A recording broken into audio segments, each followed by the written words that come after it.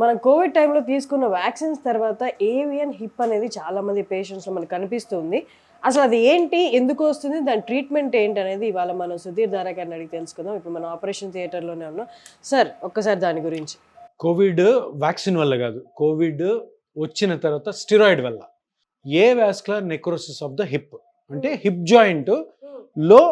జాయింట్లో మనకి ఈ ఈ ఫీమర్ హెడ్ ఉంటుంది.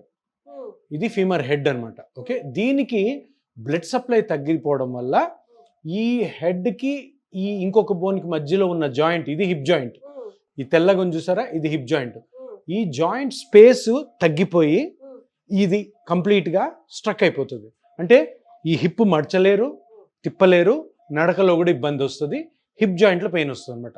జాయింట్ ఉంది, కనపడుతుంది తెల్లగా, ఇది జాయింట్. ఇది సో ఇక్కడ జాయింట్ ఉంది కాబట్టి ఈ హెడ్ కూడా పర్వాలేదు, అంటే దీనికి కూడా ఏవియన్ వచ్చింది కానీ అంత డ్యామేజ్ కాలేదు కాబట్టి ఇది ఈ రైట్ సైడ్ అంత పెయిన్ లేదు.